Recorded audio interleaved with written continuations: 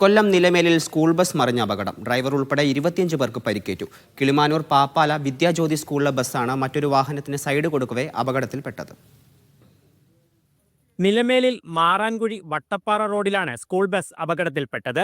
വിദ്യാജ്യോതി സ്കൂളിൽ ഇന്ന് ഉച്ചവരെയായിരുന്നു ക്ലാസ്. കുട്ടികളെ തിരികെ വീടുകളിലേക്കാക്കാനായിരുന്നു ബസ് ഈ ഭാഗത്തെത്തിയത്. കയറ്റം കയറവേ എതിർദിശയിൽ നിന്ന് വന്ന വാഹനത്തിന് സൈഡ് കൊടുക്കുമ്പോഴാണ് അപകടം നടന്നത്. താഴ്ചയിലേക്കുള്ള റബ്ബർ തോട്ടത്തിലേക്ക് സ്കൂൾ ബസ് കുട്ടികളുമായി മറിഞ്ഞു.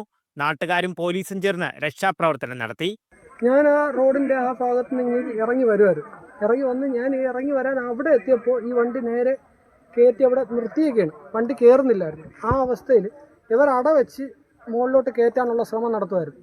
ഞാനങ്ങനെ വണ്ടി ആ വഴിയിലോട്ട് നിർത്തിയിട്ട് ഇവർക്ക് എന്തെങ്കിലും സഹായം വേണമെന്ന് അറിയാൻ ഇങ്ങോട്ട് ഇറങ്ങി വരുന്ന സമയം നേരെ ഈ വണ്ടി ഈ ബാക്കിലോട്ട് പോകുന്ന ഒരു ദൃശ്യമാണ് ഞാൻ കണ്ടത്. എൻ്റെ കൺമുന്നിലാണ് ആ വണ്ടി 4 കർണം മറിഞ്ഞ് താഴെ പോയത്. പരിക്കേറ്റ കുട്ടികളിൽ 11 പേർ കടയ്ക്കൽ താലൂക്ക് ആശുപത്രിയിലും ഡ്രൈവർ ഉൾപ്പെടെ 4 പേർ പാരിപ്പള്ളി മെഡിക്കൽ കോളേജിലും 9 കുട്ടികൾ കടയ്ക്കലിലെ സ്വകാര്യ ആശുപത്രിയിലും ഒരാൾ തിരുവനന്തപുരം SAT ആശുപത്രിയിലും ചികിത്സ തേടി. നിസാര പരിക്കേറ്റ കുട്ടികളെ ആശുപത്രിയിൽ നിന്ന് ഡിസ്ചാർജ് ചെയ്തു. മീഡിയ 1 കൊല്ലം.